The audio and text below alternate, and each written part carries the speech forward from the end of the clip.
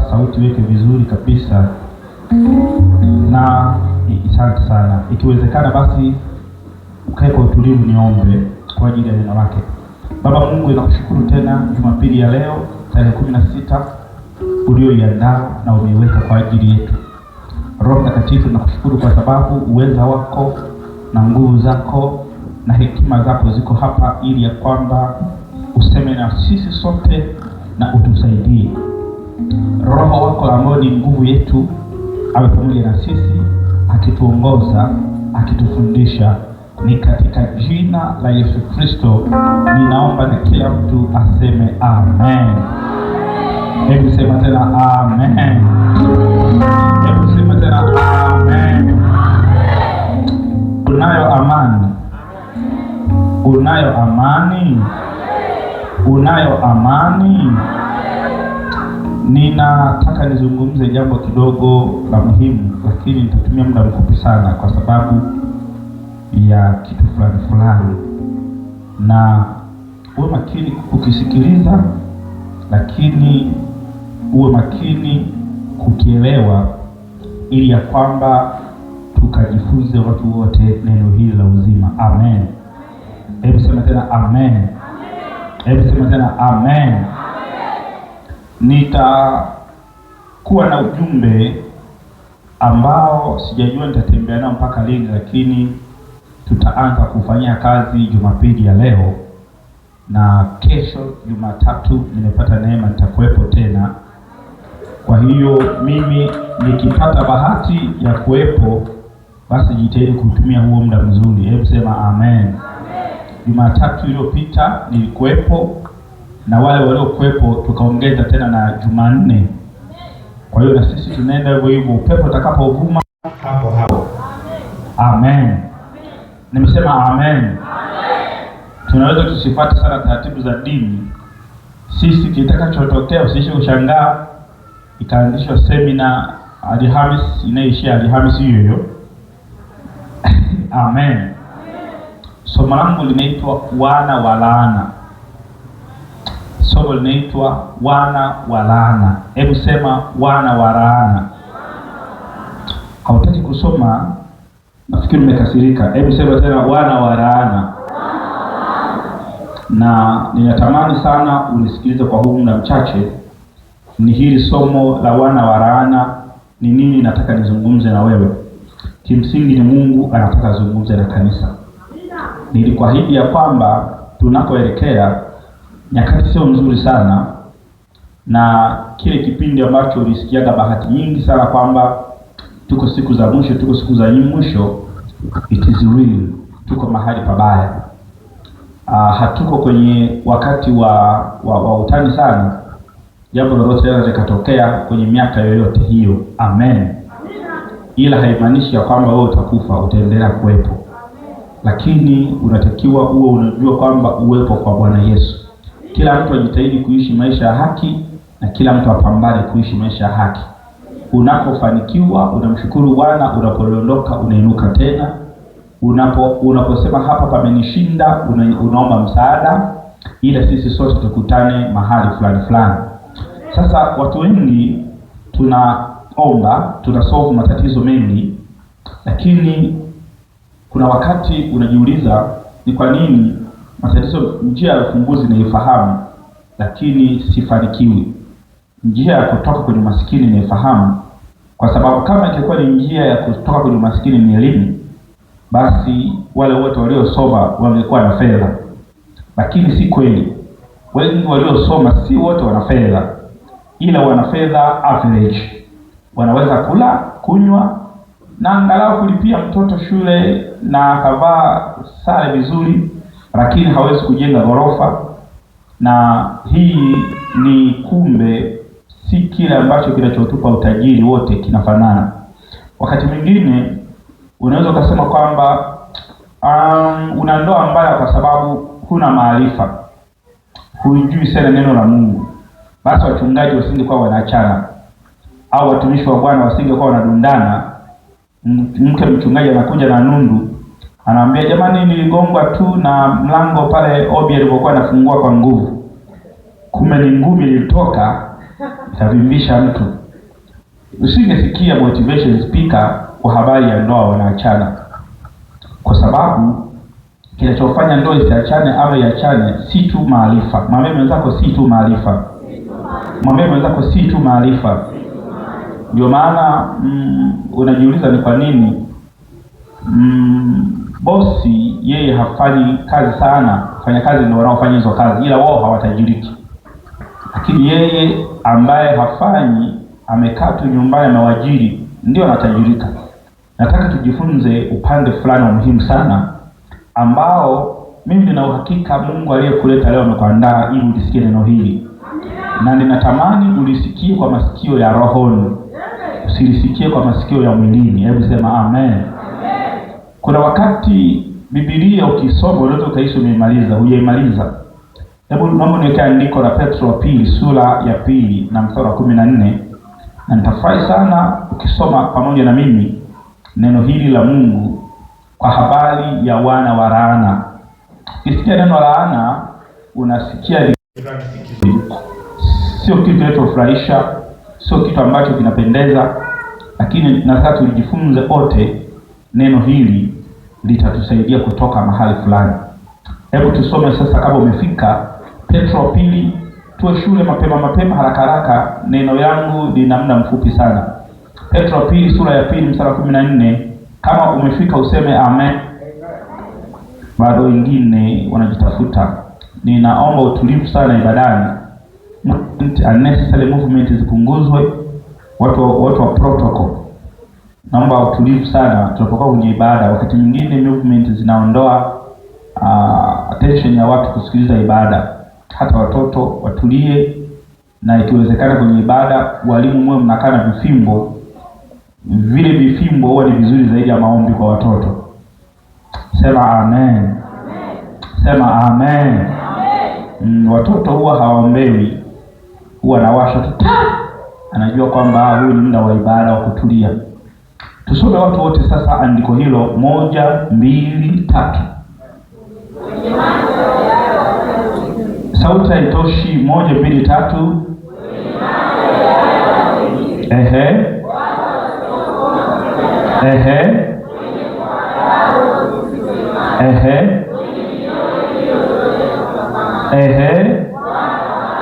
Turudie watu wote. Naomba ambaye huna Biblia soma na jirani yako, ambaye huna jirani soma ambaye pale mbele, ambaye hujui kusoma igilizia sauti. Ni mradi ufanye tu kitu. 1, 2, 3.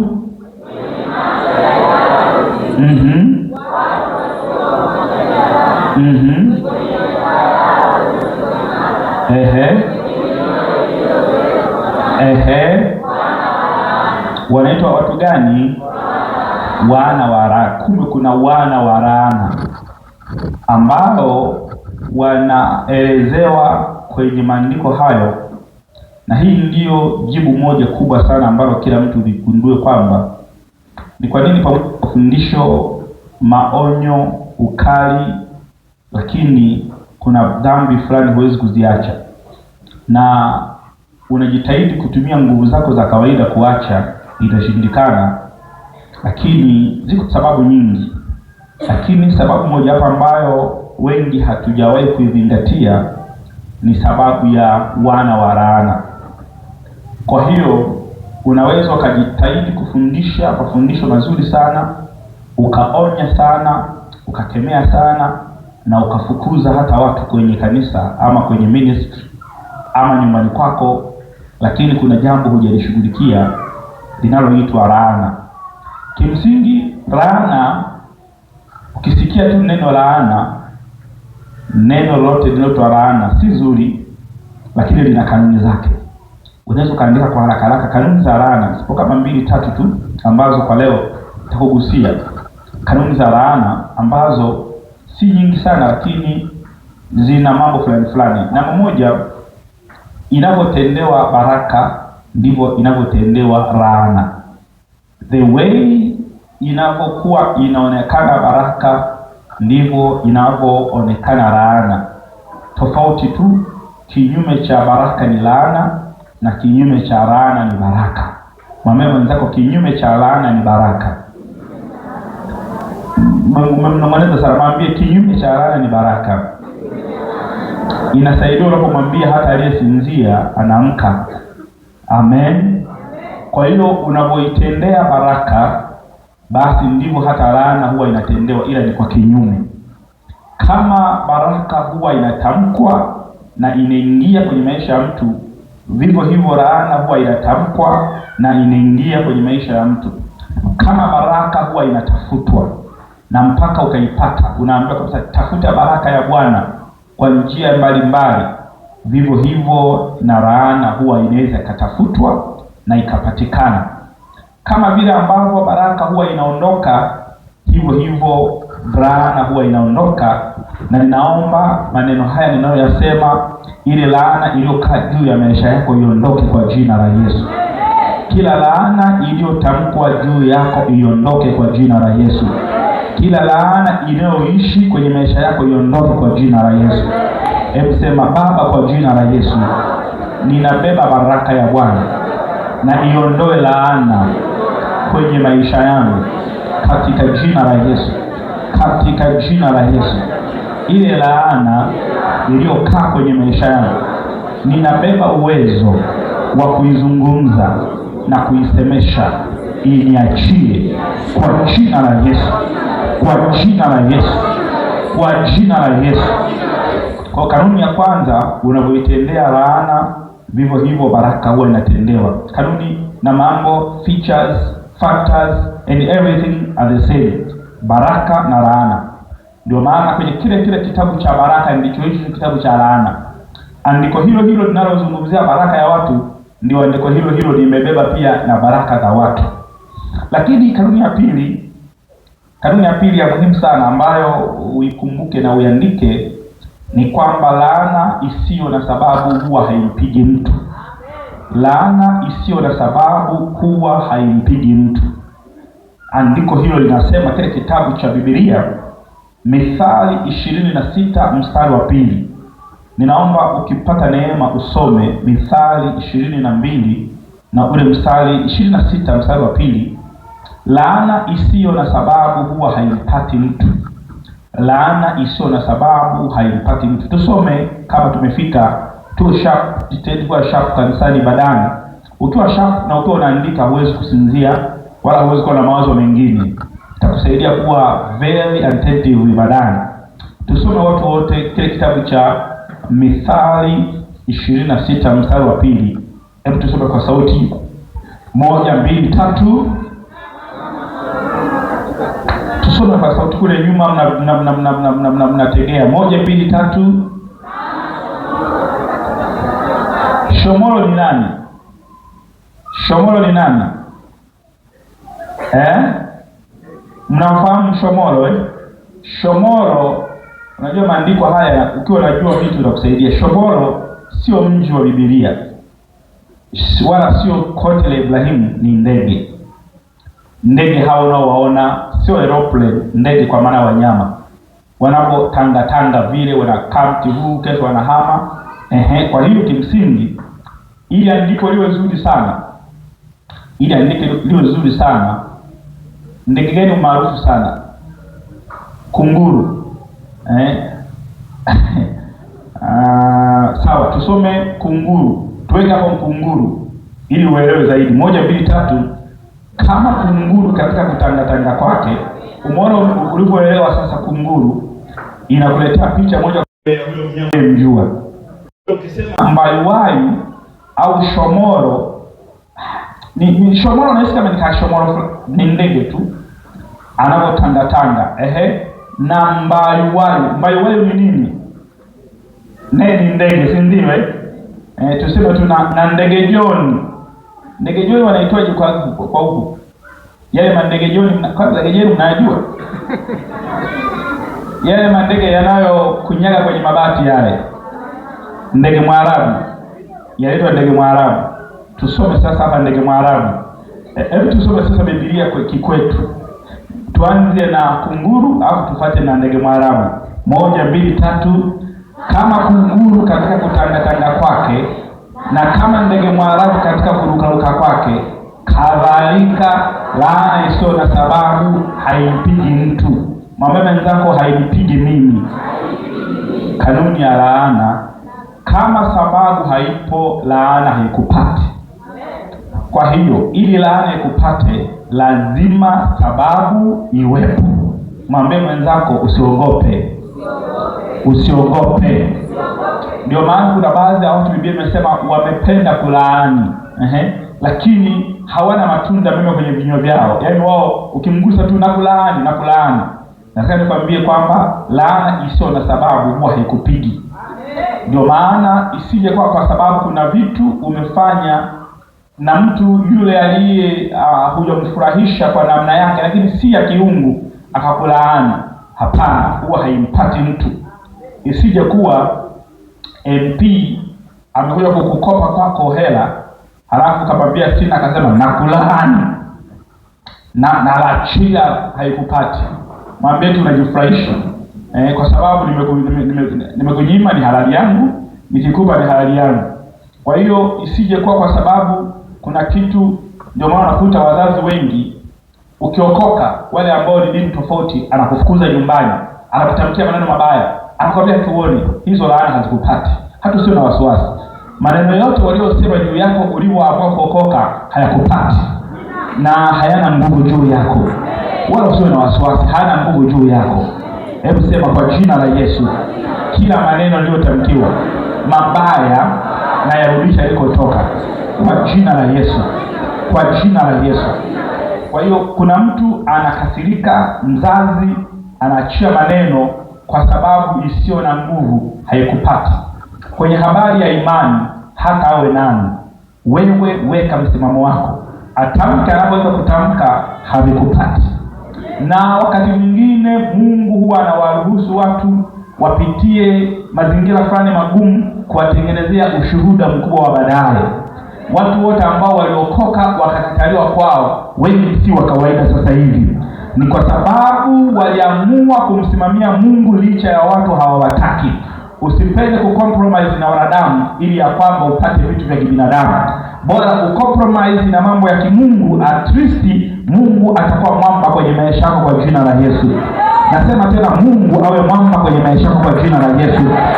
Ni bora nile ugali kwa mtama lakini simtende Bwana dhambi, lakini kuliko kumtenda Bwana dhambi ili nile chakula kizuri na kinachofaa, alafu baadaye nikose uzima na baadaye nipate uharibifu. Hiyo neema ikae juu yako. Mungu alinde chakula unachokula, mshahara unaopata, kiwango cha maisha unachoishi, ili ya kwamba maisha yako yabakie kuwa ya haki katika jina la Yesu Kristo. Hebu sema amen. Hebu sema tena amen.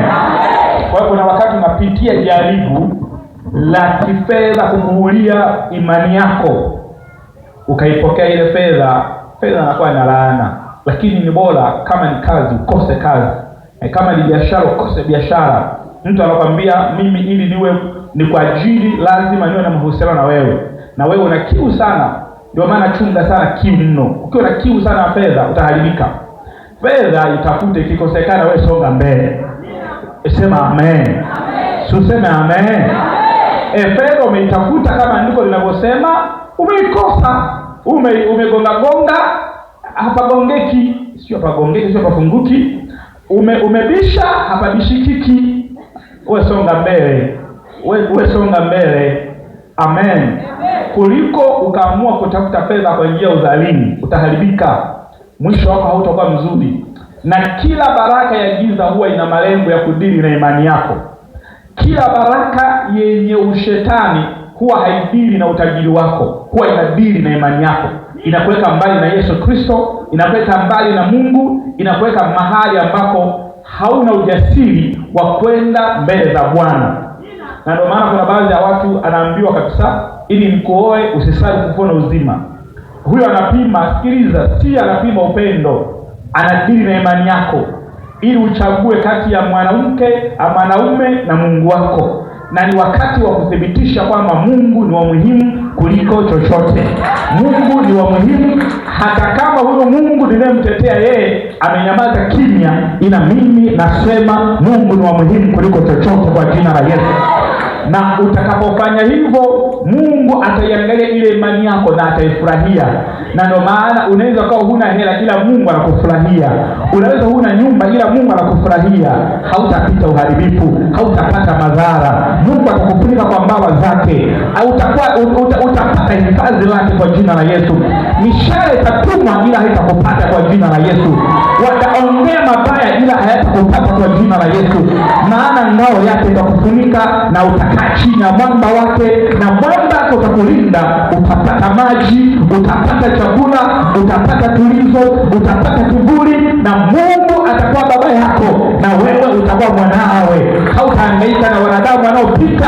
Mungu adumu milele na neno lake, na wewe utadumu milele ndani mwake. Na amesema walio ndani mwangu hawatapotea kamwe. Ukiwa kwa Yesu hutapotea kamwe. Na akasema dunia yote itapita pamoja na vitu vyake, ila neno lake la dumu hata milele. Maana yake likidumu neno umedumu wewe. Likidumu neno umedumu wewe. Likidumu neno umedumu wewe. Nasema neema ya kudumu ndani ya Kristo ikae ndani mwako. Acha mambo mengine yapite. Acha fashion zipite. Acha kiburi kipite. Ila wewe ujifiche ndani ya Yesu Kristo. Nasema hutapata mabaya, asema Bwana, na hautashuhudia uharibifu, asema Bwana. Ila kiu yako itakuwa ni Yesu Kristo, na Yesu Kristo atakuangazia nuru yake. Na ndipo atakaposema macho yangu yatakuwa na wewe kuanzia mwanzo wa mwaka mpaka mwisho wa mwaka. Watashangaa mwaka upo, 2030 upo, miaka 10 ijayo upo, na wale wenye fedha wataanguka kama matikiti maji, ila wewe utasimama milele kwa jina la Yesu. Kwa nini? Umejificha ndani ya mwamba ambaye ni Kristo. Haleluya! Hebu sema amen. Haleluya. Kwa hiyo ninasisitiza vijana na mabinti, maneno haya ni ya muhimu mno. Unaweza kazoea, usizoe neno la Bwana. Kila siku neno la Bwana ni jipya. Kuna majaribu huwa yanakuja kupima imani yako. Kuna majaribu huwa yanakuja kupima, lakini si kupima mafanikio yako, kukupima wewe na imani yako. Je, unaweza kushikilia imani yako mpaka mwisho? Na ukikana imani yako, umekana kesho yako. Ukikana imani yako, umekana kesho yako. Hebu sema kwa jina la Yesu, kuanzia sasa laana yoyote iliyotamkwa kwa sababu ya kutetea imani yangu, katika jina la Yesu, ewe laana, rudi ulikotoka kwa jina la Yesu, kwa jina la Yesu. Wokovu wa kweli ni ule wokovu ambapo watu wanakwambia umepotea. Watu wanakwambia tutaona. Na mimi nataka nikwambie, adui zako Mungu awalinde ili waone. Adui zako Mungu awalinde ili waone. Wale waliosema tutaona, na hakikisha wataona, ila watashangaa. Wewe utaendelea kuishi, utaendelea kuwa na amani, na wanajiuliza na wenzetu zimekuwaje siku hizi? Mbona sisi tunakesha kumloga huyu mama lakini hakuna kinachotokea? Walisema tutaona, na Mungu anasema nataka muone. Na mimi nasema wataona kwa macho yao. Wataona kwa macho yao. Wataona kwa macho yao. Nasema wataona kwa macho yao. Nasema wataona kwa macho yao. Ila wewe utapanda kila siku kwa jina la Yesu. Ila wewe utastawi kila siku kwa jina la Yesu. Ila wewe utanawiri kwa jina la Yesu. Watoto wako watafanikiwa kwa jina la Yesu. Uzao wako utabarikiwa kwa jina la Yesu. Kesho yako ni kesho iliyobarikiwa kwa jina la Yesu. Nasema pokea hii baraka kwa jina la Yesu. Na ninaamuru uishi miaka mingi kwa damu ya mwana kondoo. Ila hautaishi kwenye dhiki, kwenye taabu, kwenye magonjwa. Utaishi kwenye maisha yaliyojaa baraka, yaliyojaa amani, yaliyojaa ustawi, na mwenye afya njema. Haleluya. Pokea afya hiyo, pokea kwa jina la Yesu. Haleluya. Haleluya. Haleluya. Mpaka sasa hivi washajua kwamba Yesu wako ana nguvu, ila hawawezi kukurudia. Wanaogopa tutakurudiaje, maana walishakutukana sana. Wakasema tuone mwisho wako. Wanashangaa hauna mwisho. Sisi hatuna mwisho. Mwambie mwenzako sisi hatuna mwisho. Sema tena sisi hatuna mwisho. Watu wanasema tuone na kwenda kwake kanisani, na tuone na kuomba kwake, na tuone na kukesha kwake, na tuone. Leo wanashangaa unazidi kusonga mbele. Wao wanazidi wanazidi kukuloga, ila wewe hujui. Wewe unakuja tu nyumbani kwa Bwana, utaona ni kawaida. Wanatumia hirizi nyingi sana, ila wewe hujui. Wanatumia gharama kubadilisha waganga, ila wewe hujui. Kwa nini haujui? Uko ndani ya mwamba umefichwa, uko ndani ya mwamba umefichwa. Huyaoni uharibifu wala huyaoni mabaya. Haleluya, haleluya, haleluya. Mungu hana mpango wa kukuonyesha ili usije kuharibikiwa imani yako, ili ya kwamba imani yako iendelee kuwa imara. Ila wanapambana sana na wewe, ila wanashindana sana na wewe, ila wanapigana sana na wewe, ila wanaharibisha maisha yako, lakini wanashangaa tubadilishe. Watabadilisha mpaka Kongo, wataenda mpaka Burundi, wataenda mpaka Nigeria, ila wewe uko pale pale. Watashangaa uko pale pale, ndoa yako iko pale pale, watoto wako wako pale pale, biashara yako iko pale pale, maduara yako yako pale pale, duka yako liko pale pale, mahusiano yako yako pale pale, na unasonga mbele. Haleluya, na haurudi nyuma kwa jina la Yesu Kristo. Na kwa maana akasema, nitakulinda kila utakapokwenda, nitatangulia mbele yako, asema Bwana. Na kwa maana sitaruhusu hata mguu wako ujikwee kwenye jiwe, na Mungu hataruhusu uanguke mwanangu, Mungu hataruhusu uaibike mwanangu. Na ni kwa nini? Anatunza heshima yake, anatunza ahadi yake, anatunza jina lake, anatunza ili wewe uwe salama. Na mimi ninakuombea wewe mwanangu, uishi usiwe na mwisho kwa jina la Yesu Kristo, ila adui zako wawe na mwisho.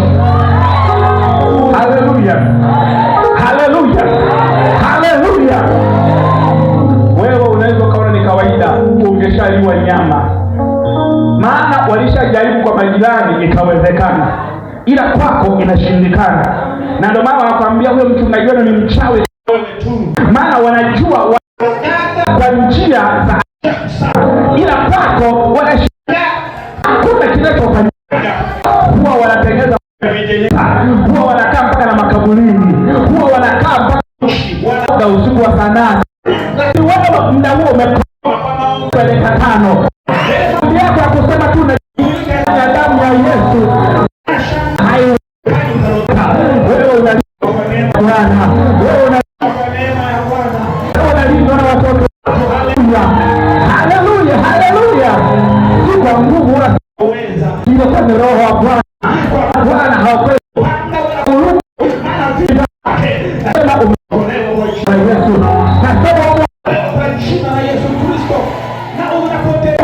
kinyonge. Tembea kwa nguvu, tembea kwa ujasiri, kanyaga kwa ujasiri, usiwaogope watesi wako.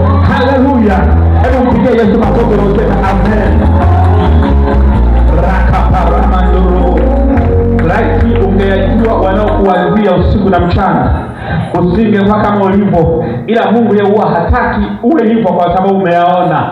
Ndio maana huwa anakufunga usiyaone. Mungu huwa anataka tuende kwa imani, maana pasipo imani haiwezekani kumpendeza.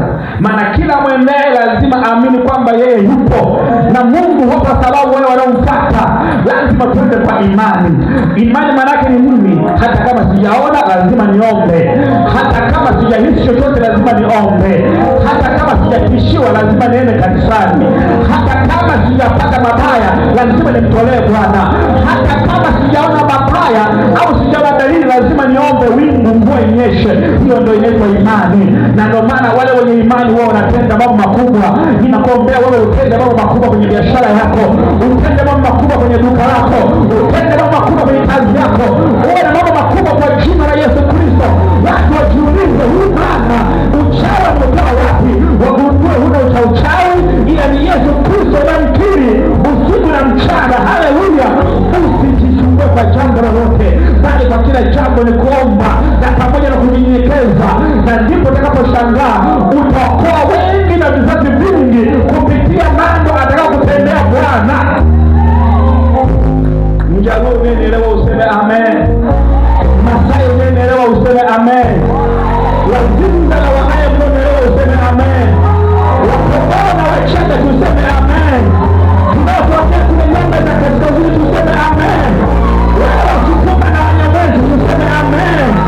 Na wewe kutoka makabila tuseme amen. Mungu awe mwokozi juu ya maisha yako. Mungu awe mwokozi juu ya familia yako. Mungu aondoe laana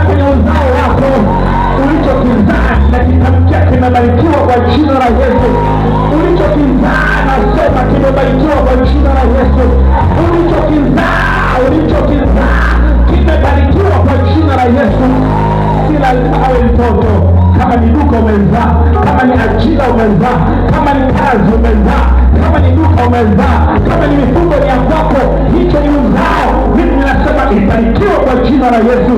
Nasema ibarikiwe kwa jina la Yesu. Tuacha hicho cha kwako, ubarikiwe, ukijenge, uhamie na uishi, na utakapohamia utastawi sana, sema Bwana. Utastawi sana, sema Bwana. Ulikoishia mahali fulani, na achilia neema hiyo, ili ya kwamba uvuke viwango, uvuke mipaka, uvuke zuio, na uende juu mwanangu, kwa jina la Yesu. Ninatamka baraka isambae rakapa. Haleluya.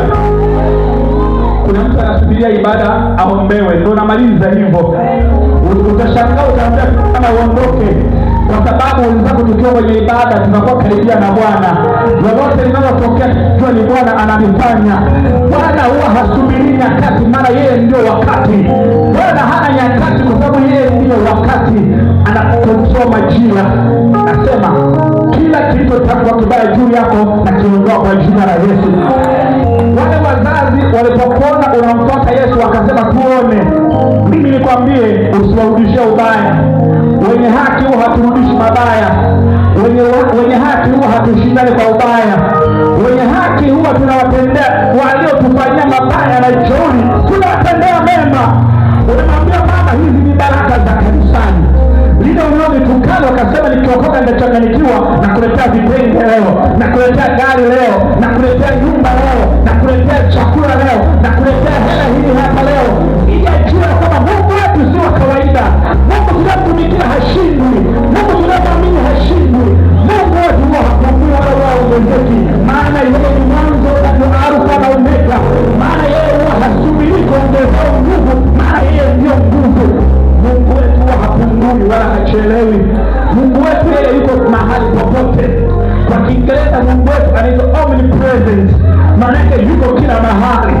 Hata nikizungumza yuko Bukoba, anamwangalia aliyesema tuone muda huu jioni hii na mchana wa leo.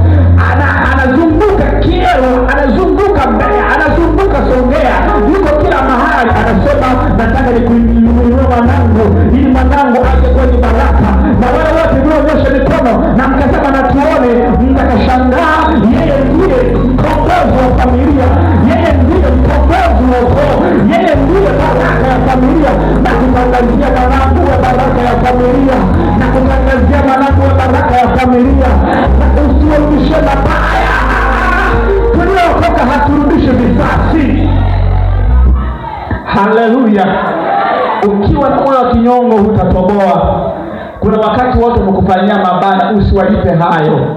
Kuna wakati walijua utaisha, usiwalipe hayo. Na hata usiyaongelee, wewe kwa mwema tu.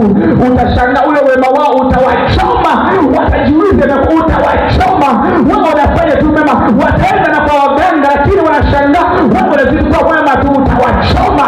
Na mimi nakuombea mwanangu, ufanikiwe sana kwenye umri wako huu, kwenye miaka yako hii, ufanikiwe sana kwa jina la Yesu. Zile laana zilizotamkwa nimezigeuza ziwe baraka kwa jina la Yesu Kristo. Haleluya.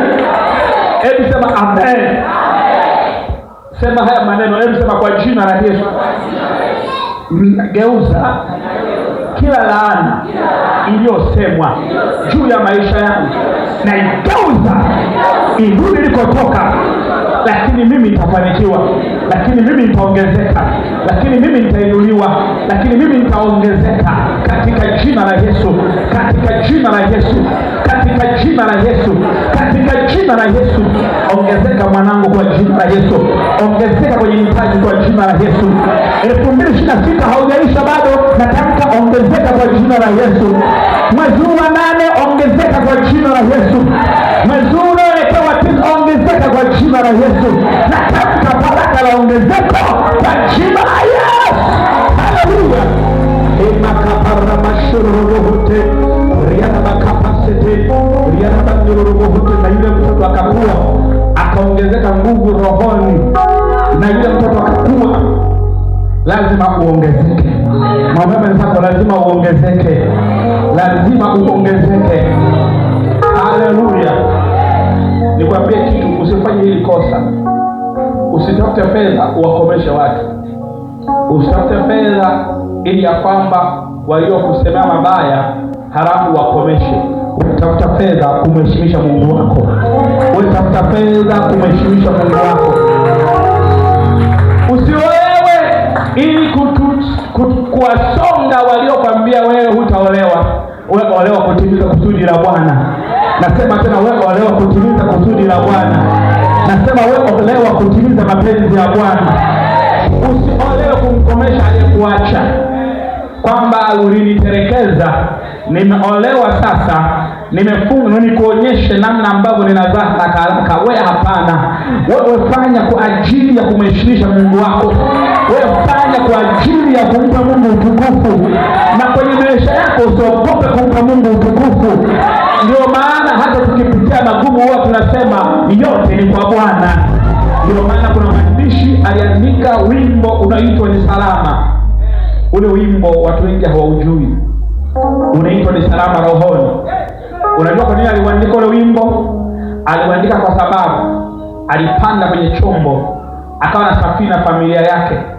Bahati mbaya ikatokea akapata kazi ifanya safari, akasafirisha familia yake yote, yeye na mkeo na watoto 4, wote wakafa baharini. Wote wakafa baharini.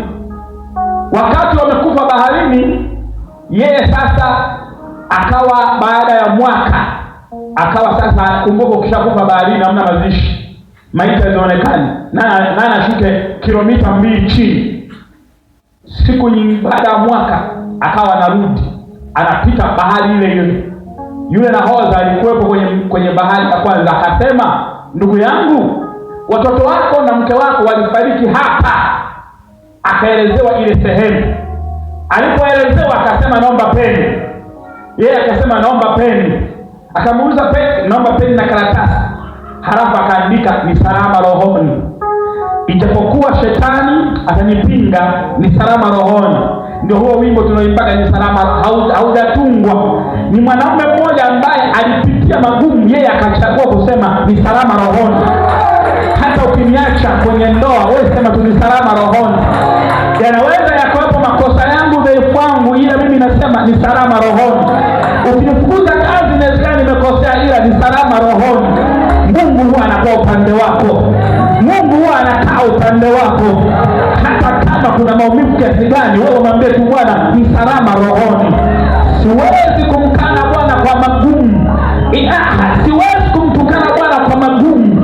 Siwezi kumtukana Bwana kwa majaribu. Mimi nasema ni salama rohoni. Watu wakiniacha, waliokuwa pamoja na mimi, ni salama rohoni. Watu wakiondoka, waliokuwa upande wangu, ni salama rohoni. Ndugu zangu wakinipenda, wakageuka, wakati kinyume na mimi, ni salama rohoni. Bosi wangu akinichukia, akitaka kuniharibia kazi, ni salama rohoni. Mwenye nyumba akitaka kuletea visebengo, ni salama rohoni. Ile salama rohoni huwa inaponya roho. Ikiponya roho, inasafirisha mpaka na mwilini. Nasema katika jina la Yesu Kristo, iwe salama kwako leo na kesho. Iwe salama juu ya ndoa yako. Iwe ni salama juu ya kazi yako. Natamka iwe salama juu yako. Natamka iwe salama kwenye chakula. Natamka iwe salama. Natamka iwe salama. Raka pasha. Hebu na paruga. Rano na matapa. Kena kata. Riara base kwete. Hebu tusimame.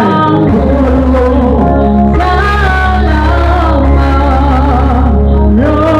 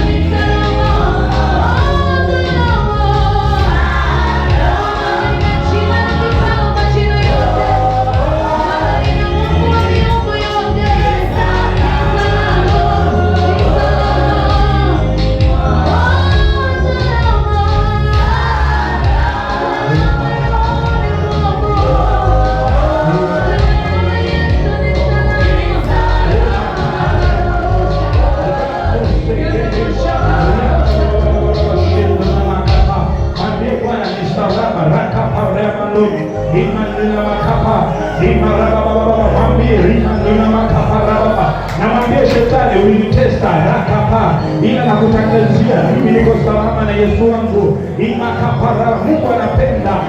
Mimi napenda Mungu ajivunie kuongea na imani yako. Mungu ajivunie unanitesa na unanitesa kupitia shida, unanitesa kupitia maumivu, unanitesa kupitia ninaomba ukae. Haleluya.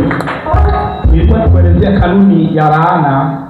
Laana isiyo na sababu haimpigi mtu. Nataka kuanzia leo ujue, yoyote anayekulaani kama haina sababu haikupati kwa jina la Yesu. Na nasema haitakupata kwa jina la Yesu. Haitakupata kwa jina la Yesu. Amen. Nimekora kupokelea. Hebu sema haitanipata laana kwa jina la Yesu. Kuna wazazi ni wepesi kulaani na wana midomo mibaya. Namba moja, jitahidi kukaa nao mbali. Nakupa ufunguzi wa rohoni. Ukimwona mzazi wako kabisa umevunja tu gilasi, wewe utala, umekosea tu, anawahi kwenye laana, sio kukaa naye karibu. Mwambie, mama, mimi naomba nipeleke tu kwa shangazi, napenda kuishi kwa shangazi. Yeye shangazi sio mwepesi wa kulaani. Usikae karibia na mtu ambaye kinywa chake kimejaa laana. Lakini ni mzazi, maybe kwa sababu hawafundishwi neno la Mungu. Wazazi, hakuna furaha utakayoipata ukimlaani mwanao. Hutanenepa wala hutaongezeka urefu ukiwa unapenda kulaani watoto wako. Ni amebarikiwa yule anyamazaye.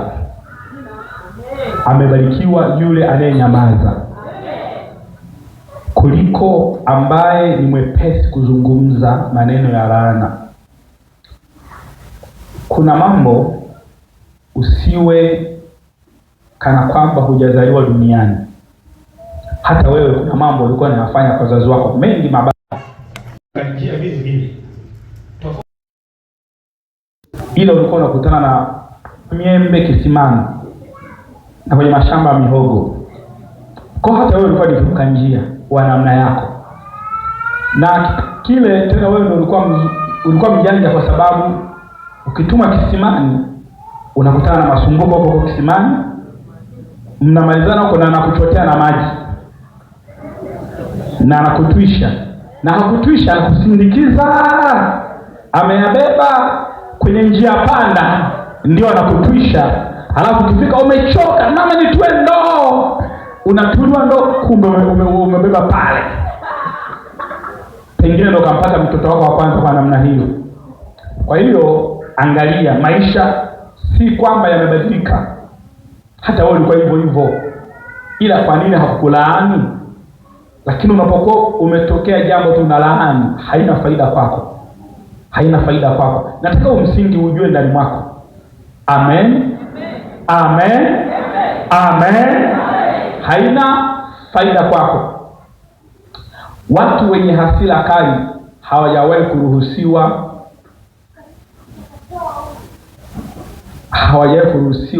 kuwa wakubwa. Watu wenye hasira kali hawajawahi kuruhusiwa kumiliki. Ndio maana hata kwenye kupewa risasi, silaha, kulingana na sheria ya Jamhuri ya Muungano wa Tanzania, huwa wanapima vingi. Moja wapo wanapima na akili za mtu. Kupewa silaha ina level nyingi sana. Kuna level inaanzia mjumbe na afisa mtendaji na afisa kata wa kijiji na kata. Wanapelelezi wanaenda kwa afisa usalama wa wilaya, anakutana na mkuu wa wilaya. Wote hao wanakujadili wewe ili kukupa silaha. Wanakujadilije? Wanakuuliza. Wanakuja mtaani, vipi huyu mtu akikasirika anakuaje? Akinywa pombe anakuaje? Huyu akiwa kwenye hasira wanafika kijiweni kabisa kwenye level ya bodaboda. Wanasema huyu jamaa akikasirika huwa mke wake analala kwa majirani. Kwa hiyo utaambiwa tu kwamba maombi yako ya kupewa silaha yamekataliwa. Kivipi? Hujakidhi vigezo, ila kumbe wenzako walikufuatilia. Ndio maana Daudi alikuwa na hasira sana. Lakini angalia Musa, angalia kilichomkuta. Musa ndio ameongoza wana Israeli kwa uzuri sana. Ila kwa sababu ya hasira, Mungu akasema wewe hutaingia. Na akaambiwa simama nikuonyeshe kilima. Ile nchi ulikuwa unawatambia ndugu zako ila wewe hutaingia. Kwa nini? Hasira yako. Hasira ni mbaya. Mtu mwenye hasira nyingi, nisikilize, najua utakosa kula matunda, kwa sababu hasira huwa haitendaji haki. Wote wenye hasira huwa wanaongea, wanakuja kujuta baadaye. Kuna watu akili zao kabla hajaongea huwa anawaza ndio anaongea, na kuna watu huwa wanaongea ndio wanawaza. Yaani kuna mtu akishaongea ndio nimesemaje?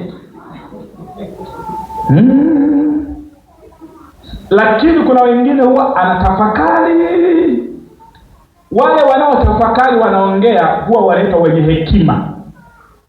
Wale wanaoongea wanatafakari huwa wanaitwa waropokaji. Ndio wanaoongoza kwa kuharibu mambo. Premature death kwenye vitu vyao vingi vinatokea kwenye level ya kuongea. Mfano, mko tu wewe na mchumba wako mmekaa mahali mnakunywa juice, mnaongea sasa mambo ya uchumba. Anakuuliza jamaa yako, hivi kwa mfano ukikasirika sana unafanya mimi mwanaume anichiti. Chemsha maji kwanza. Na hakikisha sichemshi kwenye blender, kwenye hita. Chemsha jiko la mkaa yawe yatokote. Na mvizia amelala, akishalala tu na hesabu 1, 2,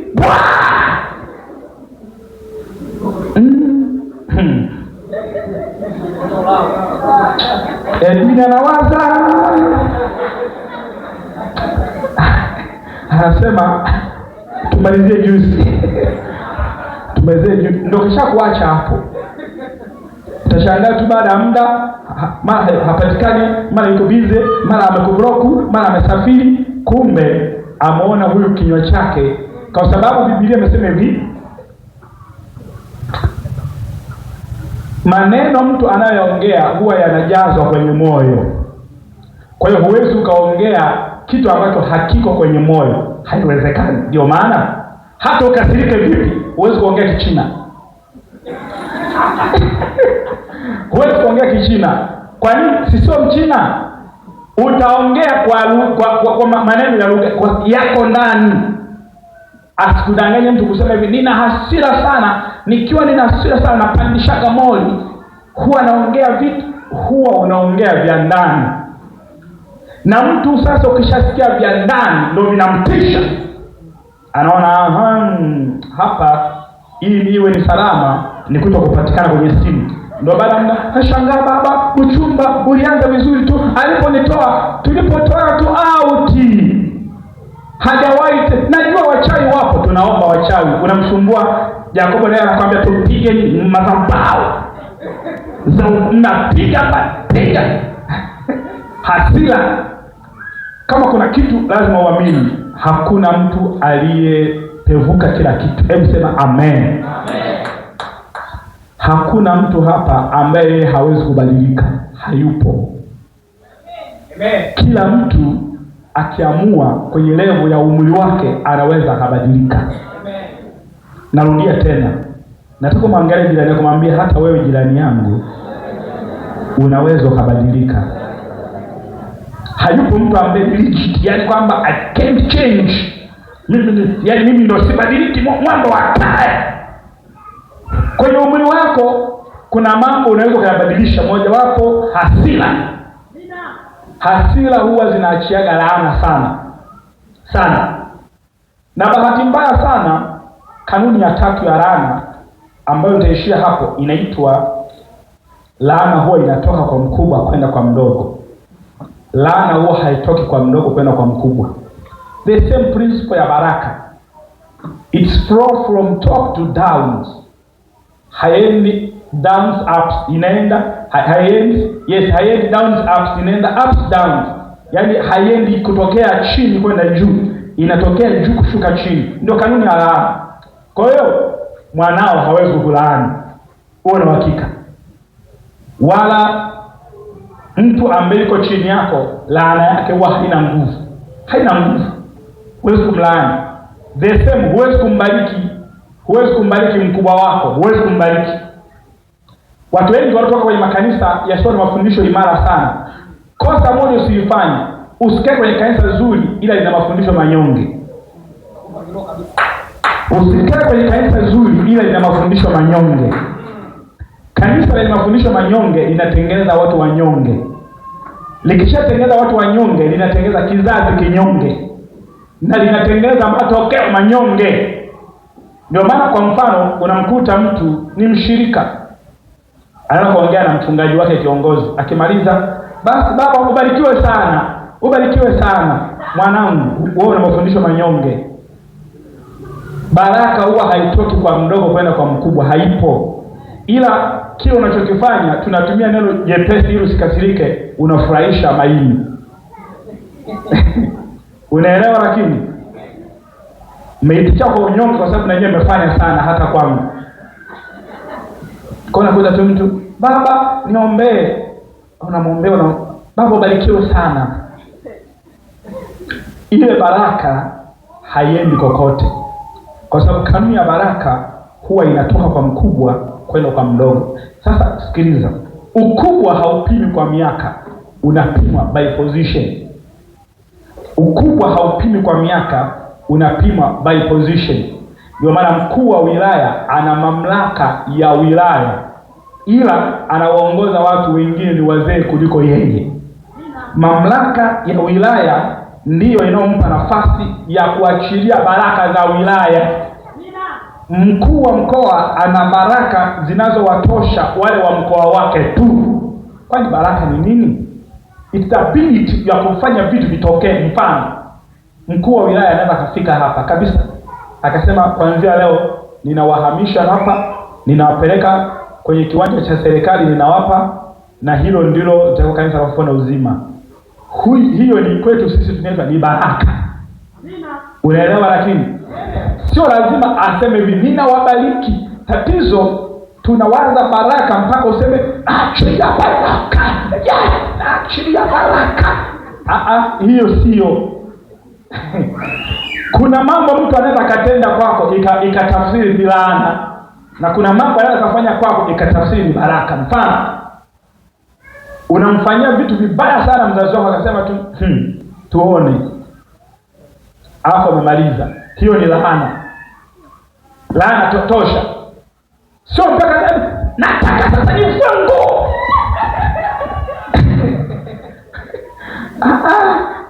Neno tu tuone linakufanya unageuka kutokea binadamu mpaka kwa simbi. Vile baraka sio mpaka mtu aseme nakubariki, naachia. Mtu tu anaweza akasema tu kama hivyo, anakuachia vitu, anatamka tu neno la kawaida sana, utapata hiki, utapata hiki. Ndio maana sasa nikupe tu story moja. Kuna mtumishi wa Mungu mmoja alimpa mchungaji asiyemjua. Nikupe mimi maono yangu nilionayo mimi mwangu. Mimi nina maono ambayo ili yatimie inabidi nikupe na wewe, yule wanaopenda na wewe uyajue. Hebu sema amen. Maono yangu mimi ni tuwe na kanisa zuri la ghorofa safi sana hapa Kahama. Tuwe na matawi kila palipochangamka. Kule Bugomba A, Bugomba B tuwe tuna makanisa. Kule sijui Wendele tuwe tuna makanisa. Kule Mwakitorio tuwe tuna makanisa. Lulembela tuwe tuna kanisa. Kila takataka yenye watu tuwe na kanisa. Haya ndio maono yetu. Na wachungaji kimsingi watatokea hapa. Tunamteua mtu yoyote ambaye sauti yake imekuwa nzito nzito Lulembela. Tunamtafuta mama yoyote mwenye mawiki mahali fulani Shokera. tunamwangalia kaka fulani ambaye ananena neno yake sio kama bajaji mahali fulani. Sasa hayo ni maono yangu, lakini maono yangu ninataka niwe na fedha niweze kujenga makanisa yasiyopungua 1000, sio ya ufufuo na uzima. Ni kwamba nikifika Tabora nikakuta kikanisa kimeinama, sijui ni cha kanisa gani, mimi niende pale niseme hili ni kanisa la mchungaji gani, na nini, ujenzi lijengwe, waabudu, sina mahusiano nao, naondoka. Naenda Songea nakuta kanisa PAG lakini limekaa hivi, ili mradi hawa ni wenzetu wanamwabudu Mungu aliye hai, jenga. Hilo ndio mimi ombi langu nililoliomba kwa Bwana, na mimi natamani hili jambo litokee kwenye miaka nikiwa na afya kutembea kwa jina la Yesu. Unajua mimi alinivutia sana TV Joshua. Mmoja wa wahubiri walionivutia sana ni TV Joshua. Nikupe upande wa pili wa TV Joshua msio. Mmoja ya wahubiri ambao mimi sijawahi kubahatika kuyaelewa masomo yao, hata somo moja sina la TV Joshua. Sina hata moja. Etafundishe hivi nimuelewe. Sina. Ila yule baba alikuwa kila mwaka anabeba malori ya vyakula, anasafiri vijijini, tuseme hapa neno Oroa kule. Akifika kwenye nyumba, haijui cha Muislamu Mkristo, anagonga, ana timu yake, wamevaa matisheti, vinatoka vipindi vizee, anaachia sukari, mafuta ya chakula, unga, anawabariki na kuwaombea, anaenda, anazunguka vijiji. Amefanya hiyo kazi nchi mbalimbali, sio Nigeria peke yake. Huyo ni mtu wa kawaida huyo? Yaani yeye anatoa misaada. Ndio, kuna baadhi ya watu hatuwezi kuwabadilisha neno, ila Mungu pia ametupa assignment tuwasaidie. Wengine ni maskini, wengine hawajiwezi. Mfano, miaka michache ijayo tunataka tuanzishe hapa idara maalum ya kuwatembelea wafungwa hapo Kahama. Tuna idara kabisa ambayo yenyewe inakusanya michango. Kila mwisho wa mwezi tunabeba mafuta, sukari kama inatumika, sabuni, tunaenda gerezani. Tunaenda kugawa kwa wafungwa wote, tunawahubiria na injili kama tunaweza, tunaondoka. Baada ya muda tena tunaenda gereza lile la Kanegere. Tunafanya vile vile, ni huduma, kwa sababu mbali nikwambie kitu, hutakaa kila siku unahubiriwa haya maneno. Kwenye ufalme lazima na wewe uwe na kitu kingine kakufanya. Kwamba mimi huduma yangu ni magerezani tu. Yaani mimi ni kutembea magerezani kwa wale watu, hata usipowahubiria wakitoka wanasema lile kanisa ambalo walikuwa wanakuja gerezani liko wapi? Hiyo ni injili tosha. Si unanielewa? Lakini hebu sema amen. Usiwaze kuwa na fedha kwa ajili ya wewe na wanao tu. Wewe na wanao tu, mwisho wa siku mbinguni mtahojiwa na Mungu. Duniani mlifanya kitu gani kwa ajili ya wengine? Nilimpeleka Mananga shida lock and feedly. Then baada pale chuo Muhimbili University, baada pale kazi. Haleluya, wewe kaa chini, huna cheo. Lakini umegusa kiasi gani maisha ya watu? Mimi ninawaza Mungu atupe fedha. Unajua kuna nchi za nje wana kitu kinachoitwa wanaitwa care nini, zinazohusiana na kulea wazee. Yaani inajengwa kambi. Unajua wazee wengi hapa hawana watu wa kuwalea. Wengi wanazagazaga tu. Sasa waza ukajenga nyumba hata kama zile za National Housing za pale Dodoma 50. Ukasema tu wazee wote wasio na ndugu na makazi, unawaajiri wafanyakazi wawalee bure. Kazi yake kutibiwa, kukula chakula, mazoezi mpaka atakapokufa na kutana na Bwana. Angalia baraka itakayokuja kwenye maisha yako. Unaweza usiwe kama Balesa, ila ulichokigusa kwenye maisha ya watu kule mbinguni, jina lako utakapotajwa, wote mbingu inasema mpisheni nani? MP Jacobo, mtaalamu wa kulea wazee. Biblia imesema na kule mbinguni huwa ulichokitenda unapewa miji ya kutawala. Mama wenzako miji ya kutawala.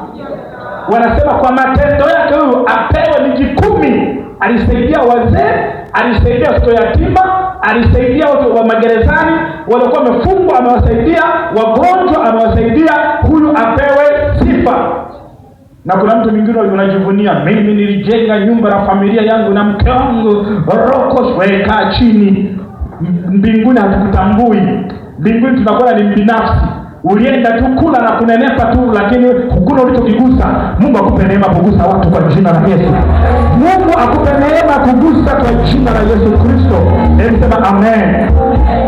Sasa nilikuwa nakuhadithia kisa. Mtu mmoja alikuwa na fedha. Mungu alimbariki fedha. Akanunua spika na vyombo. Wakati anapita akakuta kikanisa kinaabudiwa kwenye makuti. Sikiliza kwa makini sana. Hamjui, akafika tu pale akasema, jamani hodi, mimi nimeleta vyombo vya kanisa. Yule mchungaji akalia. Sasa kuna maneno alisema, nisikilize haya maneno aliyoyasema. Yule mchungaji hakuwa na maarifa. Alisema haya maneno, akasema, kwa kweli wewe ni mtu wa ajabu sana. Hunijui ila umeleta vyombo kwa ajili ya huduma ya Mungu. Akamwambia,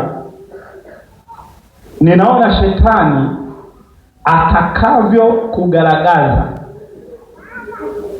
na atakavyo kuandama kwa sababu ya huu moyo. Jibu aliyosema ni ya uongo, ya kweli? Nisikilize kwa makini sana. Nisikilize. Nataka mimi nizungumze na watu ambao akili zao zimekomaa. Sizungumzi na mashariki wa wokovu. Maneno aliyosema sio ya uongo. Ila akasema yule ndo akawa mchungaji wa mwisho kumpa vyombo. Baada tu ya pale akafilisika. Akapitia maisha magumu. Hana hela kabisa. Lakini anakumbuka, nikasema kosa alilofanya yule mtumishi wa Mungu, aliona magumu kweli yanayokuja, hakutakiwa kusema. Akisema kwa nafasi yake anahalalisha. Alitakiwa aseme, na kuona unashinda, kuna vita inakuja, na kuona umetoboa katika magumu yanayokuja mbele. Ukitanguliza ushindi, yanageuka. Hata kama magumu yakija, tayari ushampa ushindi. Kuna mtu ananielewa? Lakini kama hata wewe nakupa ushindi kule unapokwenda, hakuna jambo litakalo kushinda katika jina la Yesu. Kwa hivyo wakati mwingine unaenda kwenye ibada mahali mchungaji yule hana maarifa, anakuletea vita na kuvibariki bila wewe kujua. Na ndio maana sisi kwenye hatukana hazuna mambo ya viapo hayo, hatuyazingatii sana. Eti na kuvalisha pete katika mema, na hakuna hicho. Ukisema tu mabaya umeyapitisha wewe, umehalalisha. Ndio maana sisi ni mema tu, hakuna magumu. Eti tuvumiliane kwenye nini? Shida na raha. Sisi hakuna shida, ni kufurahia tu kwenye raha zote kwa jina la Yesu Kristo. Kwa nini? Tunajua vile vya, sikiza, kinywa cha mtumishi wa Bwana hata kama ni mjinga kimepewa baraka. Let me say it again. Kinywa cha mtumishi wa Mungu hata kama ni mpumbavu kina nguvu. Kwa anaweza kasema neno mkaibeba likawa vile vile, ila yanalopoka tu. Mnasema tu jamani, mvumiliane, shida zipo, taabu zipo, magonjwa yapo, yapo. Cha msingi ni kuvumilia. Anapanda shida, anapanda taabu, na baadaye anakupandia kamoyo kwa uvumilivu. Uvumilivu unategemea na aina ya vita. Wewe hujawahi kung'atwa na wadudu gani wale? Sionge. Kuna wadudu fulani wanaingia kwenye suruali. Siafu. Tuseme basi siafu ameingia hapa. Utavumilia? Utavumilia? Hata kama unahubiri. Utashangaa tu. Unajua mchungaji vipi? Chama nena hapo kunena.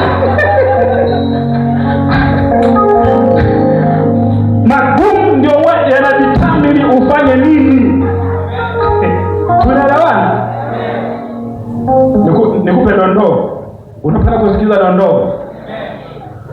Kama ni kuvumilia, mbona Yesu Kristo akiwa mchanga likatokea tangazo kwamba Herode anatafuta kumuua mtoto, mbona yeye alikimbia? Siangevumilia, akasema mimi ndio Mungu kupitia mtoto, akimgusa tu askari wa Herode cheche au umeme, lakini akaona kwa vita hii ni kuchochora. Maamuzi ya tatizo yanategemea na tatizo lenyewe, lakini kila maneno ulioumbiwa na ukayafanya kwa sehemu yako, ninayafuta kwa jina la Yesu. Ndio maana ndoa yako ina magumu. Wakati nafungwa ilitamkiwa magumu, wakati nafungwa ilitamkiwa magonjwa, wakati nafungwa ilitamkiwa shida. Hebu sema Baba, kwa jina la Yesu, maneno yoyote yaliyosemwa kinyume na mimi yakaleta shetani karibu, kuanzia sasa ninayafuta kwa damu ya Yesu, kwa damu ya Yesu. Nisikiza kwa makini sasa, nina kama dakika 10 tu. Laana ikiingia kwenye maisha ya mtu, kuna mambo atayafanya sio kwa sababu anapenda kuyafanya, ni kwa sababu kuna mzigo wa laana. Unatumia nguvu nyingi kumuonya, kumcontrol, kumshauri, kumfanyia kitu chochote. Kama kuna nguvu ya laana, hatoboi. Ndio maana Biblia imesema kwamba yako mambo mema mtu ambaye anatamani kuyafanya hayafanyi, na yale ambayo asiyopenda anayafanya. Akasema si mimi, ila ni ile dhambi inayoishi ndani mwangu.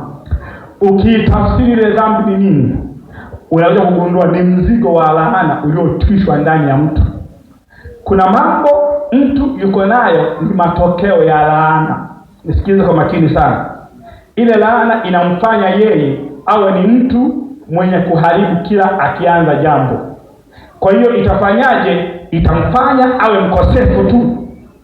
Iko laana ambayo inatakiwa imfanye awe ni mtu wa kufa na ukimwi. Atafanyaje? Ukimwi hauwezi ukaupata kwa kunywa juice. Kuna mambo inabidi uyafanye yanayoendana na ukimwi. Yako mambo yanayomfanya mtu ana laana ya mauti inamtafuta ndani mwake. Na ndio maana unaona mtu yuko bidii, tumesoma hilo andiko, ana bidii katika uovu na katika tamaa, na macho yake yamejaa uzinzi, kumbe ili aangukie kwenye lile laana iliyopo. Kwa hiyo ukitaka kumsaidia yule mtu, msaidie mtu kwenye upande wa laana. Unanielewa? Lakini na hapa nataka niseme jambo lingine. Tunatakiwa tuhame kwenye maisha ya wokovu mwepesi. Wokovu asikudanganye mtu, si mwepesi. Yale maombi ya kusema Baba Mungu katika jina la Yesu najimwagia damu ya Yesu Kristo imenitakasa, nimeshakuwa mpya, nimekuwa safi, haleluya, nasonga mbele.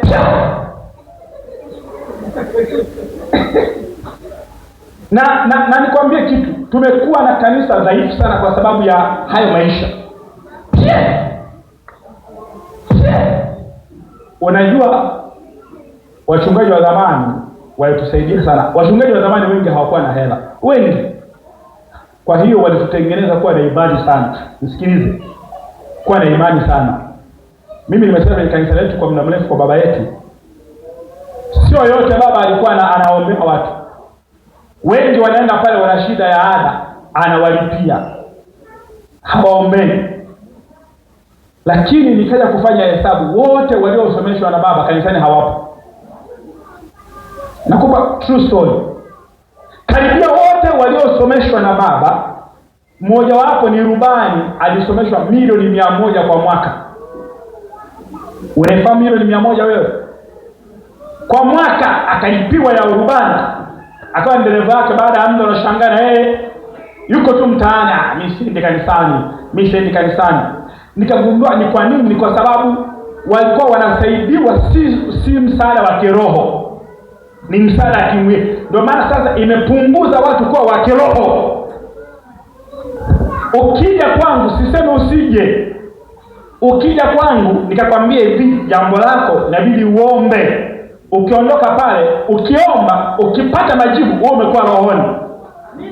Kuna msukumo, unanielewa? Lakini hebu mfano tukasema tuombe mpaka upate mchumba, na ukaanza kuomba Baba Mungu, baba, siku nyingine unakesha, siku nyingine unafunga, mchumba kapatikana. Amepatikana mchumba, wewe heshima ya kimungu iko ndani mwako, na wewe umejua kweli Mungu anafanya kazi, na utawafundisha na wengine. Ila ukija kwangu, baba nahitaji mchumba, akasema aha, nikasema Selin na baba kama unamwona ukaka mwenye mandevu mboani hapo, sitakutengeneza imani. Nazungumza vitu vya muhimu sana, na ndio maana likitokea lolote kule kwenye ndoa, baba limuunganisha na mwanamke asiye sahihi. Na ndio maana ile kanisa huwa linatengenezaga wachumba. Unabuniwa tu mchumba, huu mchumba ni matokeo ya baba, na baada ya muda anamshawishi yeye na mkewe, hakuna kwenda kanisani. Na huu sio tu kwako, ilianza hata kwa Mungu. Mungu alijipendekeza. Unajua Adamu, wewe umekaa muda mrefu, nikuletee kama msichana kaitwa Kaeva. Mungu akajibana huruma kuliko huruma, akamletea. Kilipoumana Adamu anasemaje? Mungu, ni yule mwanamke uliyeniletea. Mimi ningehangaika nazo kwa njia zangu, ningempata ambaye asingenishawishi, ila ni yule uliyemleta kabila lake. Hukumsomaga vizuri. Unajua maana yake nini? Maana Mungu hukumsomaga vizuri tabia. Mungu umekurupuka kunipa wewe. Mungu akasema kuanzia leo nimekoma. Ndio maana Mungu mpaka leo amekoma. Akaandika andiko lingine mbeleni, apataye mke apata kitu chema, ajipatia kibali. Maana yake nini? Pata wewe kwa njia zako, kwa ubunifu wako, kwa mikwala yako, kwa kabila lako, kwa uongo wako na ukweli wako. Supige makofi kwa Yesu. Lakini hata wewe usije hapo ukasema hivi, mchungaji nichagulie. Usitafute hiyo lawama. Mimi nitachagua ninavyovipenda mimi. Nitakwambia mimi kulingana, mimi ni Msukuma. Sisi Wasukuma tuna damu ya kupenda weupe. Sio tatizo la kimungu, tatizo la damu. Kwa hiyo nitakwambia mwanamke ni mweupe bwana. Utafika kule ndani, yatakutokea mambo, utasema baba, cha msingi tafuta wewe. Ukiwa kwenye ibada uombe na uangalie.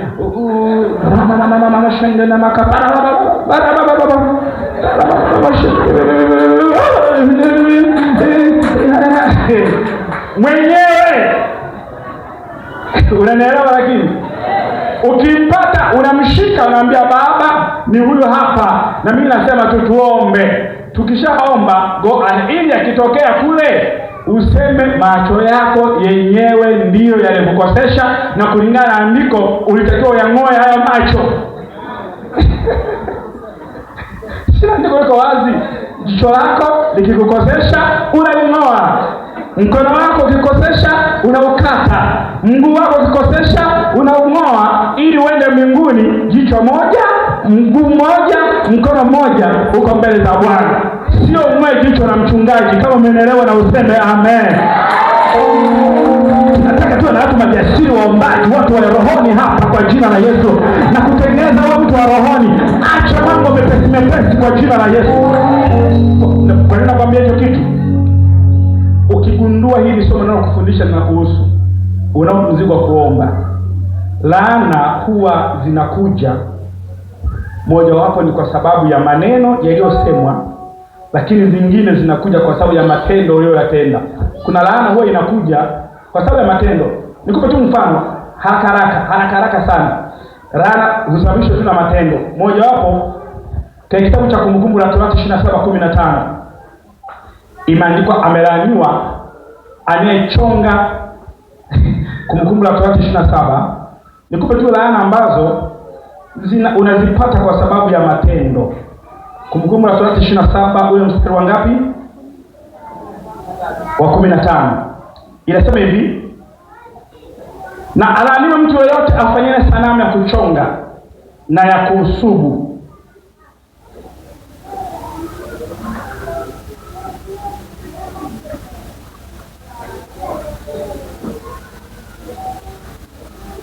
Na alaani mtu yoyote afanyia sanamu ya kuchonga au ya kusubu machukizo kwa Bwana, kazi ya mikono ya fundi, akaisimamisha kwa siri, na watu wote wajibu waseme amina. Hiyo ni Biblia, Kumbukumbu la Torati 27:15, kwamba kuna laana zingine zinakuja kwa sababu umeabudu sanamu. Basi hiyo haihitaji utamkiwe. Hii inaniogopesha sana. Mimi nataka uwaze, hii andiko ni ukweli? Je, kama mume wako anaabudu walikochonga sanamu, maana yake mnatembea ndani na nini? Okay, kama basi sio ya ukweli, tunga Biblia yako. Amelaaniwa anayeichonga na akaiabudu. Hiyo ni automatic kwamba yeyote unaiabudu sanamu iliyochongwa na kazi ya mikono umeshalaaniwa. Haitoshi. Ziko laana zinazotokana tu na matendo. Kumpotosha mtu ni laana. Mstari wa 18 hiyo Kumbukumbu la Torati. Na alaaniwe ampotezaye kipofu akakosa njia, na watu wote waseme amina. Yaani mtu akakuuliza njia, kipofu maana yake mtu asiyeona, asiyejua njia kwenda Morogoro ni wapi, ukamonyesha ya phantom, wewe umelaaniwa automatically. Mtu tu ilibidi mwelekeze vitu kwa uzuri ukampoteza, ni laana. 19 na alaniwe apotoaye hukumu ya mgeni na yatima na mjane aliyefiliwa na mmewe, yaani kunyang'anya ama kuzurumu mali ya yatima mjane. Hiyo ni laana automatically, cash. Yaani hiyo inalipwa by sio kwa mkopo, cash. Kimzurumu tu yatima. Hasa hapo kuna watu wamekalia nyumba za yatima. Umeiba mashamba, umeng'ang'ania, umemzurumu mjane, laana. 20 na alaaniwe alalaye na mke wa baba yake, kwa kuwa amefuna mavazi ya babaye, na watu wote waseme amina. Yaani kulala na mke. Sasa mke inawezekana hata masulia masulia ya baba yako, cash. Na hichi kitu ndio kinachopelekea, sikiliza kwa makini sana. Kuna baadhi ya wazazi, mimi nimeshuhudia kwenye baadhi ya baba mzazi ana mahusiano kwenye nyumba ya jirani na binti fulani, na mtoto wake naye ana mahusiano na huyo binti.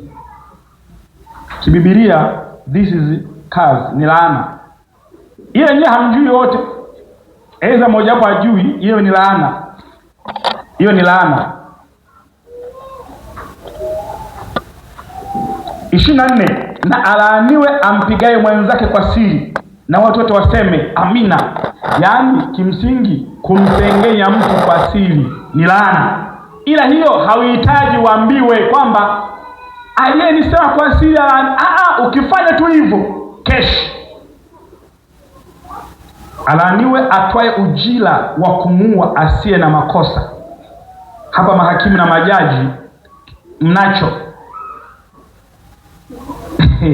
So unagundua kwamba laana ile sasa inakutengenezea mfumo wa maisha usio sawa. Ule mfumo wa maisha usio sawa, ili uweze kutoka unahitaji maombi. Sio maombi ya rasharasha. Tunahitaji kuwa na watu waombaji. Ujue kabisa kwamba, kwa mfano, hebu sema amen. Hebu sema amen.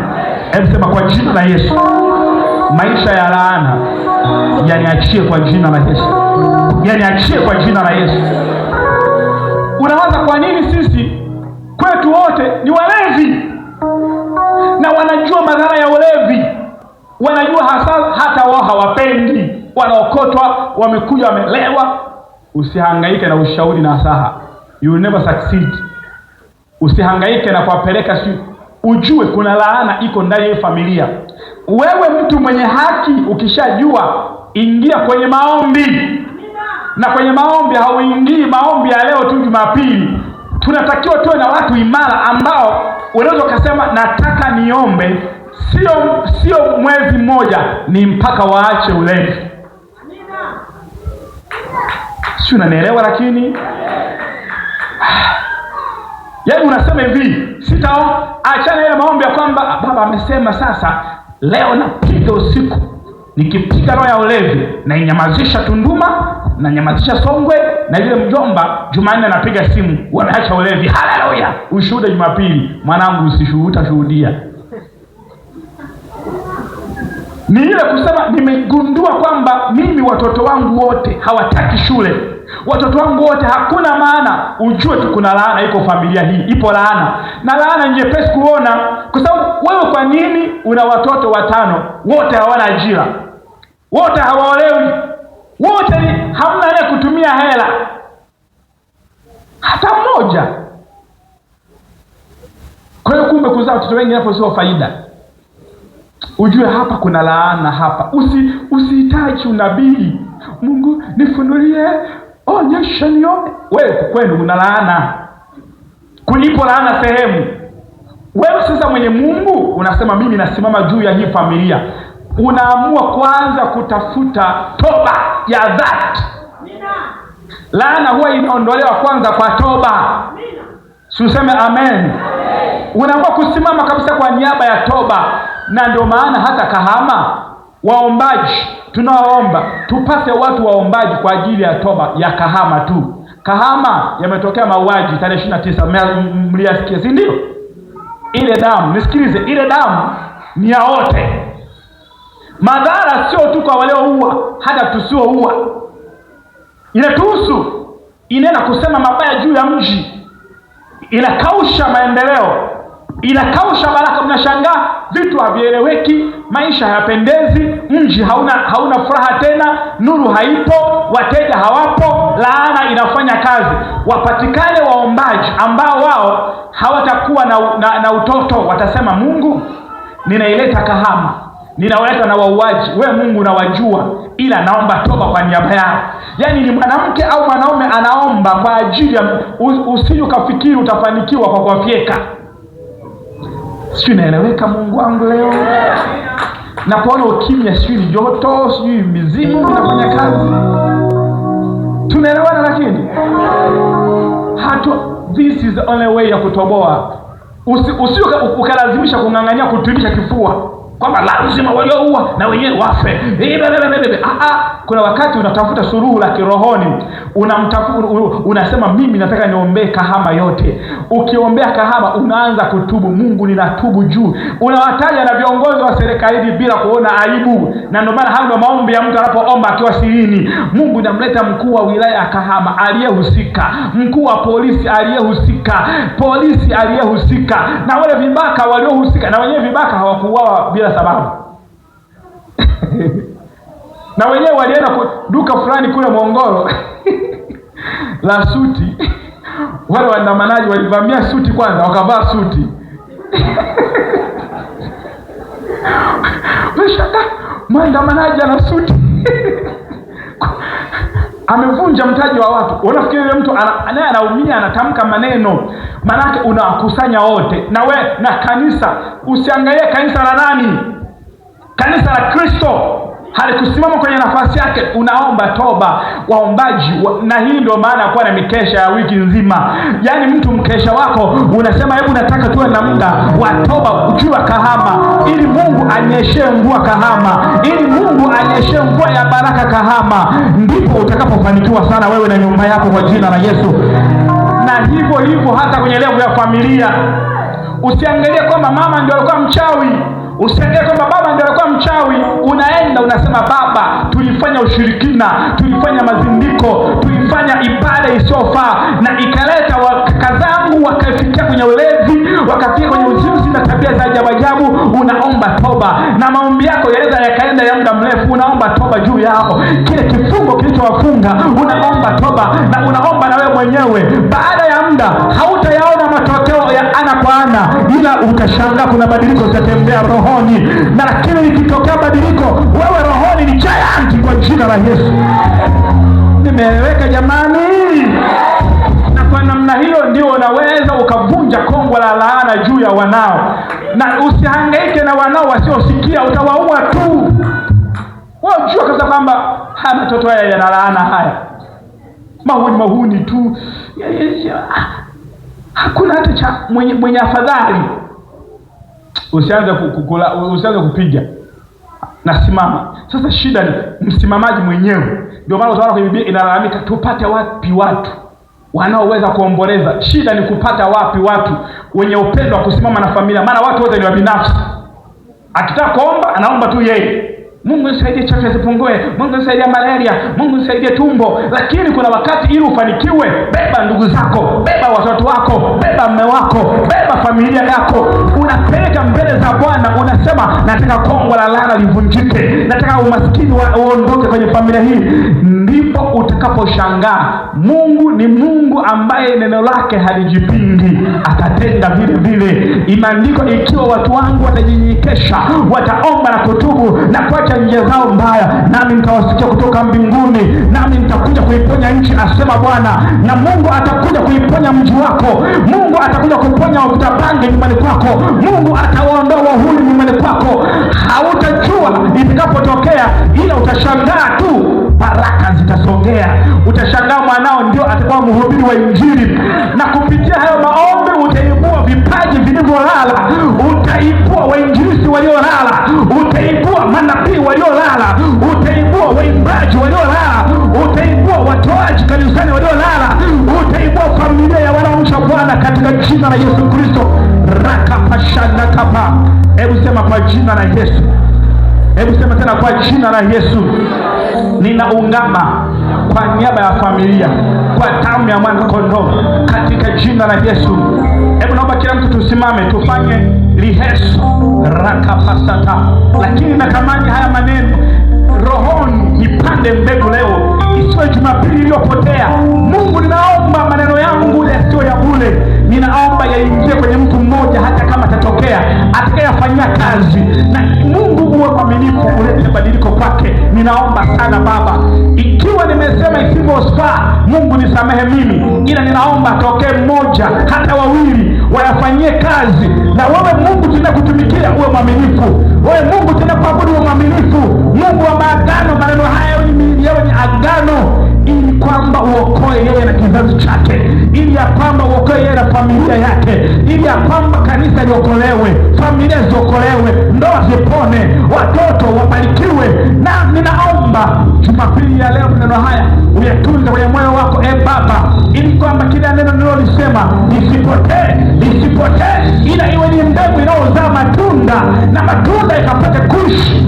Yando kosoko porana rika rako sate.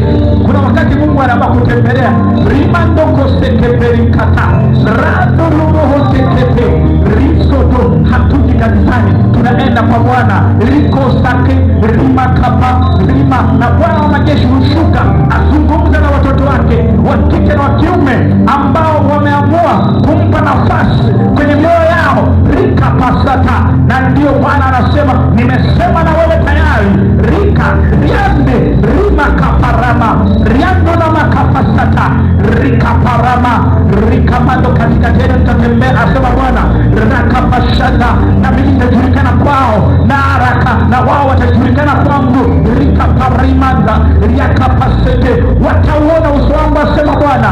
Ni wakati Mungu aonekane kwenye familia yako, ni wakati Mungu aonekane kwenye ndoa yako, ni wakati tumdhihirishe Mungu wa kweli. Tusiitwe waenda kanisani pekee, tusiitwe wapiga kelele pekee, ila tuitwe ni watu wanaobeba Mungu. Rika raka rimaka riaraka rima sote. I feel the power. Rando koposaka rika randa rinda raka ribo rika para rinda kapa riaramando koposaka. Sipendi kumwona hata mmoja kipotea, lakini kila mtu afikiwe na ile toba. Ramando koposaka rika manda mirumi na makapa. Tunamwabudu Mungu wa rehema, ambaye yeye urehemu vizazi kwa vizazi cha wale wanaompenda. Rika ndana makapa riakapa sata kapa rika tatatata rakapa shata riando koposaka rika. Hebu nenda mbele za Bwana, omba rehema. Rika nda Mungu aingilie kati familia yako.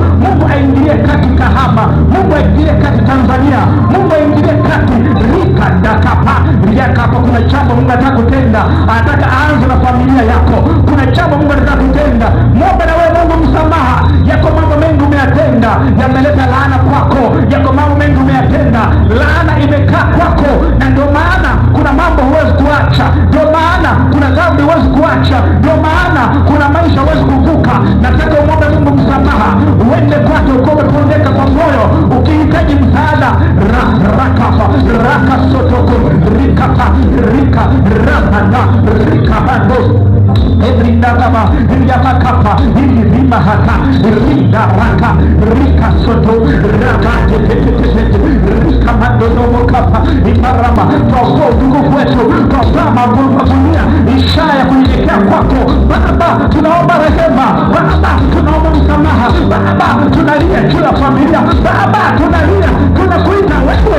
Imakara, Imaraka, Indorikaka, Iraka, Rimanda, Rakapa, Yendo Kohitaka, Irakasana, Raka, Ramamama, Yendo Huraketa, Imaka Shandara, Rikapa, Randi, Yandi, Rika, usiachilie hasira yako, juu yako, usiachilie ghadhabu yako, ima usiachilie vitendo vyako, yaka, Yendo Kuroko Shanda, Yarabakapa, Imirikapa, Ramandos, Imanda, Imarakapa, Imarabasuturone, Imaramandorone, Imandorobohuturone. Ninaomba msamaha Bwana kwa makosa na uovu wote. Ninaomba msamaha Bwana kwa maovu na matendo yasiyofaa. Imakaparamanda, Imakaparama, pengine nimekuwa chanzo cha anguko la familia. Rakasotorone, Imarakaderebe, Imaramandorone, Imakapa, matendo yangu, imanyanendo yangu imekuwa anguko la watu. Baba, ninaomba toba. Rashakata, Yakasana, Rikandarama, Rimakapashana, nimevunja maagano yako. Imasandana mfa yoyote, ingawa yoyote, ikukao popote, video chochote, lakini nakuja chini ya msalaba wako. Ninahitaji na mimi msaada unaopatikana kwa tele. Ninahitaji rehema yako na neema yako Bwana. Inifunike Bwana, inyoshe kwa makosa, inyoshe naomba damu yako tena, inyoshe Bwana, ili ya kwamba nifae kwenye nafasi yako, ili ya kwamba nifae kusimama mbele za uso wako, nikiwa nimevua mavazi ya uchafu, nimevua na viatu vyangu ambavyo Bwana ni dhambi na makosa yangu, na ninapokuja kwenye hekima yako, ninaomba Baba unyoshe na kuwa nguo zangu za uchafu, kama vile Mungu alimwagiza Musa na Haruni wafue nguo za Israeli ili wajiandae kukutana mahali pako. Na mimi leo ninafua nguo zangu Bwana. Imakapashana, Rakapashakapa, Imanda, Imakaparama, samehe dhambi yangu. Imarakapasha, samehe kosa langu. Indokoshana kapa, Imakaparamanda, Imanda, Imarakapa, Imandokoposatu, Imakaparamanda, Imandokoporama, Imandokoposata, Imandokoposate, Imakaparamanda, Imandokoposhana, Imaramanda, Imaramanda, Imakaparamanda, Imanda, ninaomba damu hiyo ilioshe na kuitakasa. Rande soteshana, rando kosande nama, rindo nama kaparamanda, rindo nama kaparamanda, riarabando nama kaparamanda, riarabakapa, imanduru hutumbere, imanduru nama kaparamanda, imariarabando nama kaparamanda, imariarabando nama kaparamanda. Omba msamaha kwa niaba ya familia. Ninaomba familia yangu yote na ukoo wa baba yangu na mama yangu, iko dhambi imetendeka huko Israeli, lakini umetendeka Bwana. Imakaparamasha, ninaomba toba Bwana.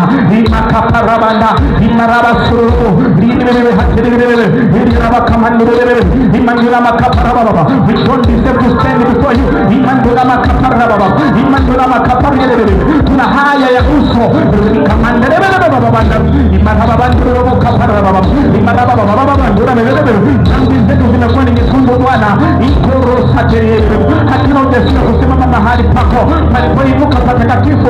Imakapari ndazekanda imandu na maneno yetu imakapa hayakufa ima hayakuwafaa wahitaji rasto totoshetana Baba, unawahataji kutimiza wote Baba, tunaomba msamaha kwa damu yako ikasotoshana ikatena makapa imandona makapa. Tamaa ya fedha, tamaa ya kiburi, tamaa ya fahari ya ulimwengu imetudanganya. Rasotoshata, tunavua heshima zetu, tunavua utukufu wetu, tunavua utukufu wetu ambao hauna maana yoyote na kufananisha na utukufu wako Baba. Niruhusu damu yako ya mwana kondoo aliyonimwaga ili ya kwamba mimi niokolewe, huyu Baba aokolewe. Na simama na kanisa na watu tuliokuja mbele zako, yako makosa yameleta laana, tunaomba toba. Ikashanda ikakasanda ikandakapa indakapandanama indona makapandana makapa indona makapandona mama indona mukopondoro wotelele indona makapandoro indoro shakana mama rakota tatatatata barakapa baramando imbarakata wotelele imbarakapa wotelele imandona makapari yarabebe kototo shande yarabandana makapa yarabandana makapa induru kototo bebe bandana makapa induru sende makapa irakato rako sande yako tatapapabando endana mama iliana bande tunahitaji msaada, kanisa linahitaji msaada, huyu mama anahitaji msaada, huyu kaka anahitaji msaada, huyu kijana anahitaji msaada. Hii makadande ni maramanzi na makapa. Hatuna haki tokanayo na matendo yetu, kwa maana mawazo ya wanadamu miaka yote yamejaa hila, yamejaa tabia isiyofaa.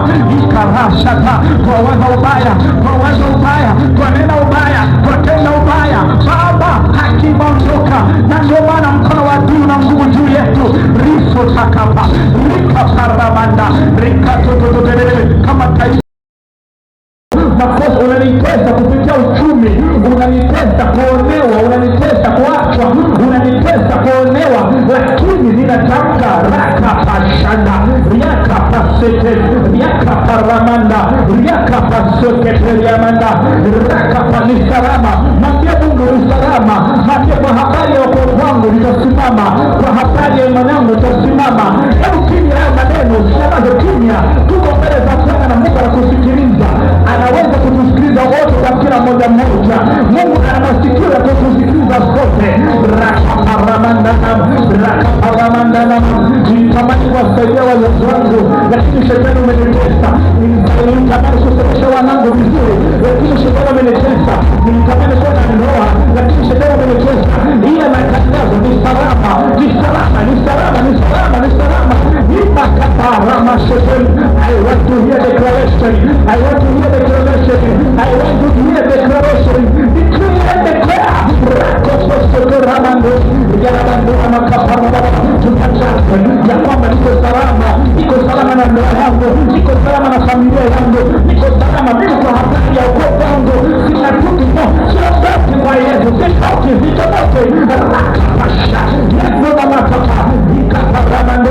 Anakumbuka ili uende kwa wabaya, anakumbuka ili uende kwa uchawi, anakumbuka ili uende kwake. Utamsujudia shetani, naambia hatutakusujudia, naambia hatutakusujudia, naambia hatutakusujudia. Nataka nisikie sauti ya mtu anayemwambia shetani hatutakusujudia, hatutakuinamia wewe, hatutakulalia wewe, hatuko chini ya mikono yako, hatuko chini ya mikono yako. Sisi si watoto wako tena.